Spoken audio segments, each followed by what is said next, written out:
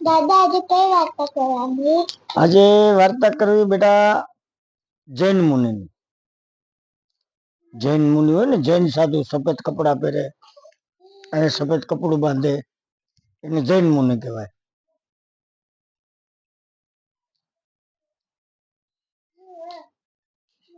એક બાપનો જીવ નહોતો જતો, એને 4 દીકરા હતા. જીવ જતો નહોતો, 4 દીકરા હતા, સગવડ વાળા હતા. દીકરાએ કીધું કે બાપુજી તમને કેમ જીવ જાતો નથી તમારો, તમારી કઈ ઈચ્છા છે? અને બાપુજીએ કીધું હા બેટા, મારી ઈચ્છા છે, મારે જૈન મુનિના દર્શન કરવા છે. હવે ચોમાસાનો ટાઈમ બેટા, જૈન મુનિ ચોમાસામાં બધા દેરાસરમાં વયા જાય, એટલે એ લોકો રોડ ઉપર ક્યાંય ના મળે.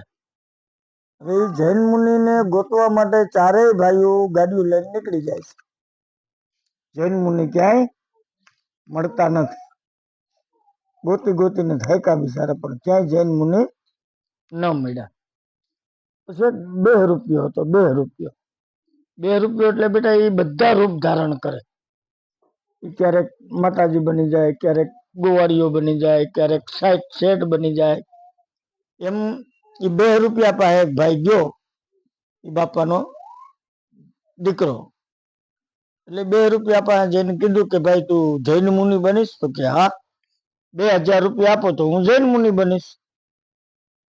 એ કે કઈ વાંધો નહીં, 2000 રૂપિયા આપીશ, પણ તારે મારા બાપુજીને કાનમાં 2 સૂત્ર બોલવાના જૈન મુનિના, એનો જીવ સ્વર્ગે વહી જાય પછી તને 2000 રૂપિયા આપીશ. તો કે કઈ વાંધો નહીં. એ તો સાંજ પડી, બેહૂબ જૈન મુનિ બનીને આવ્યો બેટા. એ તો 2 રૂપિયો જૈન મુનિ બનીને આવ્યો, ઓરિજિનલ જૈન મુનિ.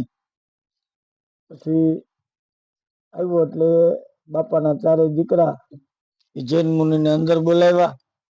બાપાના ખાટલા પાસે બેઠો જૈન મુનિ. પછી બાપાના કાનમાં જૈનનો મંત્ર બોલ્યા.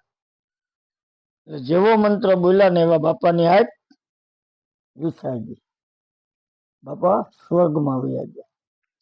પછી 2 રૂપિયો જે હતો ને જૈન મુનિ બન્યો હતો, એ માંડ્યો હાલવા. એટલે બાપાના દીકરાએ કીધું ભાઈ જૈન મુનિ ઉભા રહ્યો, તમારા 2000 રૂપિયા લેતા જાઓ. તો એ કહે છે 2000 રૂપિયા હવે નથી જોતા. તો કે કેમ? કે તારા બાપની આંખ વિસાણી અને મારી આંખ ઉઘડી ગઈ. એટલે એનો કહેવાનો મતલબ બેટા કે જૈન મુનિના પહેરવેશમાં જો આટલી તાકાત હોય તો જૈન મુનિમાં કેટલી તાકાત હોય. એટલે સાધુ સંતો જૈન આ બધા સંસ્કાર કહેવાય બેટા. હા, ઈશ્વરના ઘરને જવાના રસ્તા કહેવાય. શું કહેવાય? રસ્તા. હવે તને બીજો એક જોક્સ ની વાત કરું, મજા આવે એવી, છોકરાઓની વાત છે. તમે એક તપેલીમાં બરફ નાખો, પાણી રાખો, પછી આઈસમાં મૂકો, પછી એને મંગાવે મમ્મી તો શું કે